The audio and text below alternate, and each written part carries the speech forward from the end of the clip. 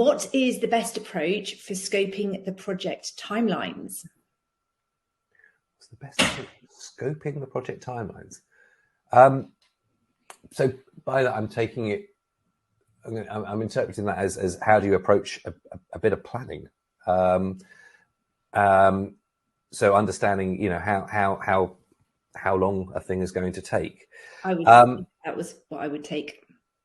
Okay. Well, there's a few ways to approach that, but I suppose the first thing to do is I tend to think in terms of 3 passes.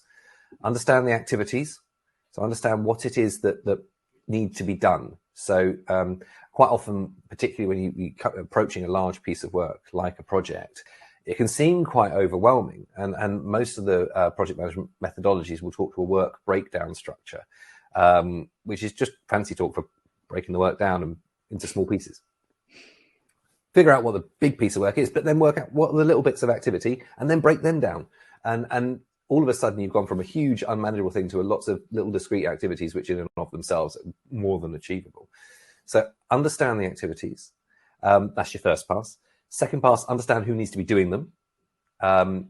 So have you got all the right people involved, and where are your sort of constraints? So I need that person to do it, and they're not going to be available till July.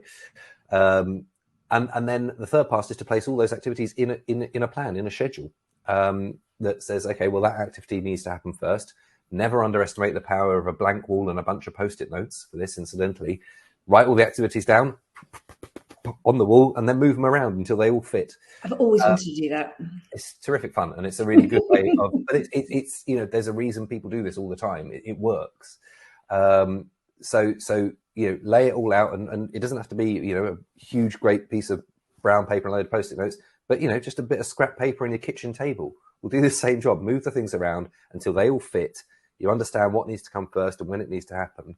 And very quickly you'll get to a place where actually you've got a pretty good idea of it. Don't plan to the finest level of detail. Plan until you're confident enough. And you will, and understand that you will have greater confidence in your near-term timescales than you will in your far-off timescales, and that's all right. So an activity you're doing next week, you probably know what day you're doing it on, and possibly even what time.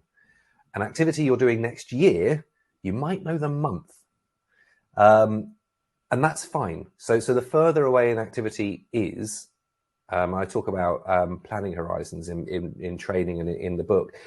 The further away an activity is, the more okay it is to not be 100% clear on the precise time. And the final thing I'll just introduce on this is, it comes back to reporting. It's better to be, when you're talking about it, when you're reporting on your timescales, it's better to be broadly right than precisely wrong. That is to say, it's better to say it will be in June and be broadly right than to say it'll be on June the 4th at 4:15 in the afternoon and be completely wrong when it delivered on June the 5th. So yeah, it is better to be broadly right. But yes, the closer a thing is, the more happy and confident you should be in the dates. And if you're not, that's a flag that you need to have a look and understand why you're not.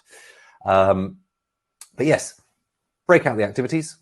Understand who's going to be doing each of them. That's really important. It gets passed over. Got the activities, we put them in a plan, don't know who's doing them. That happens. Make sure that there's someone against it. And if you haven't got a name against an activity, that's a problem you need to fix. Okay. You don't have a plan you can be confident in until all of the activities have owners. And you own, and presumably those owners are the positions within the project team rather than the role or person who's going to be doing that thing, or taking accountability. So it might be a team of people that's going to be working on it, but one person is going to be the person that you go to and go, is this done? That's the name you want on your plan. Got you. Having a name, and it should just be one name. You want to be going to one person, not a team of people, to understand if a thing is done. And holding them accountable for whether it's done. But also, one final point. This is a day on its own. But if that person should be the person telling you how long it will take. Okay. If I ask someone to come and build my extension, and I say and they say it will take 3 months. You know, that's their professional opinion of the time it will take them to do that activity. I can sit there all day long and say, I think you can do it in 1 month. And they can even go, well, we can try. But if they think it's going to take 3 months, then any time you take out of that is just increasing the risk it won't deliver. You bring experts in to do a thing. You can challenge their opinion, but you need ultimately to accept that that's the time they've said it will take them to do it. And if you don't like that, and you think it can be done quicker, go and find the person who says it can be done quicker, by all means, but then hold them to that.